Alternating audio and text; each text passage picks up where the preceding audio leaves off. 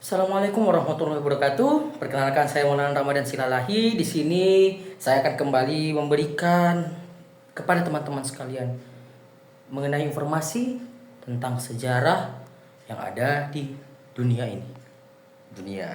Tapi kali ini kesempatan saya akan memberikan bagaimana sih sejarah tentang Filipina, terkhusus pada masa people power kepemimpinan Ferdinand Marcos dan rezimnya.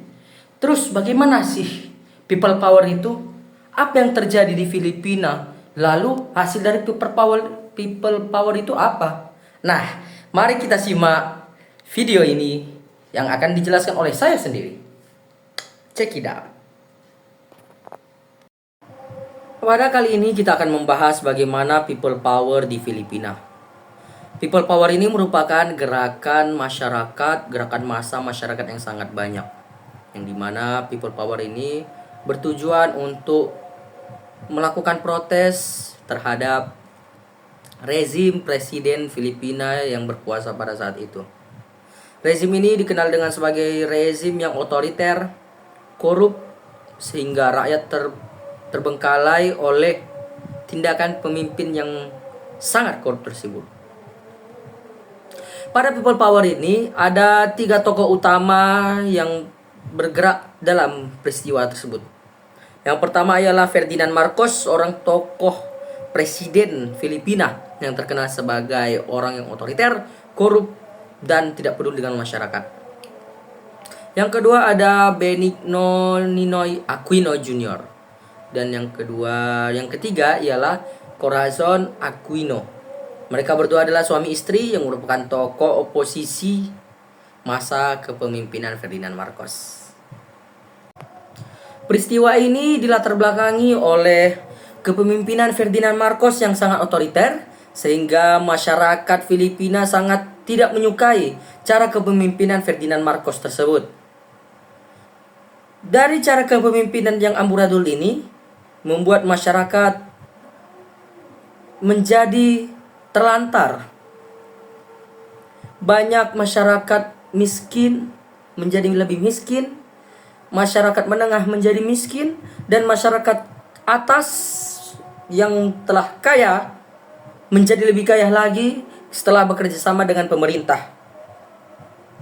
Ferdinand Marcos menghabiskan harta dari negara untuk kepentingan pribadinya.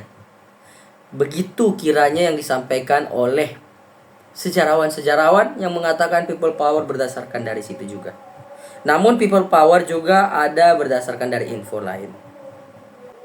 Baik, lanjut. Kita mengenal dulu bagaimana awal people power itu. People power itu terjadi pada masa kepemimpinan Presiden Ferdinand Marcos. Nah, Ferdinand Marcos merupakan presiden Filipina terpilih pada tahun 1965. Ia terpilih sebagai presiden Filipina pada saat itu. Pada awal periode kepemimpinan dia, Filipina menjadi negara yang berkembang pada saat itu, hampir menuju kemajuan yang pesat. Namun, setelah periode kedua dan cara kepemimpinan dia selama tahun demi tahun, terjadi pengurangan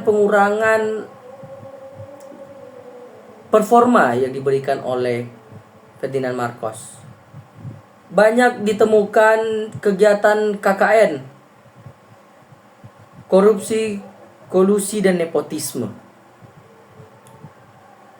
Namun, tidak semua tindakan-tindakan itu merugikan masyarakat. Ada juga menguntungkan masyarakat. Namun, masyarakat semakin panas ketika ada salah satu kebijakan Ferdinand Marcos di mana ia memberikan perintah kebijakan martial law. Martial law ini merupakan kebijakan pemerintah menyatakan bahwa ada sebuah konflik protes yang besar-besaran terjadi, sehingga mau tidak mau presiden harus membereskan itu semua dengan syarat presiden menjadi presiden seumur hidup dalam jabatannya. Ia tidak bisa digantikan selama ia masih hidup. Peraturan tersebut membuat Ferdinand Marcos menjadi pejabat presiden selama-lamanya. Sehingga pada sampai tahun 1980-an puncak people power terjadi. Lalu kita mengenal dulu bagaimana pergerakan yang dilakukan oleh pihak masyarakat. Dari peraturan dan tindakan kebijakan Ferdinand Marcos, salah satunya martial law, merugikan banyak masyarakat. Rasa demokrasi tidak ada lagi. Namun ada seorang tokoh oposisi yang sangat menentang kepemimpinan Ferdinand Marcos. Ia bernama Benigno Ninoy Aquino Jr. Beliau merupakan tokoh oposisi yang menentang bahwa kepemimpinan Ferdinand Marcos ini sangat otoriter dan merugikan masyarakat. Ia merupakan politisi dan senator terkenal Filipina. Ia diasingkan oleh pemerintah Filipina karena terlalu mengkritik kepemimpinan Ferdinand Marcos. Namun, ia kembali ke Filipina pada tanggal 21 Agustus. 21 Agustus 1983. Namun hal yang buruk terjadi kepada Benigno Ninoy Aquino ini.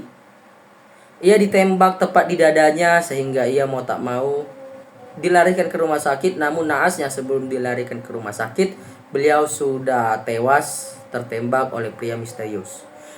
Penembak tidak ditemukan. Pemerintah menutupi kejadian tersebut sehingga menyebar isu bahwa Benigno Aquino Ninoy Jr. ini ditembak ataupun dibunuh oleh rezim Marcos itu sendiri. Setelah kematian Benigno Ninoy Aquino Jr., people power semakin meningkat. People power Filipina terus terjadi semakin agresif. Banyak masyarakat menuntut demokrasi berjalan dengan lancar dan juga penghakiman bagi siapa dalang dibalik kematian Benigno Aquino Jr. ini.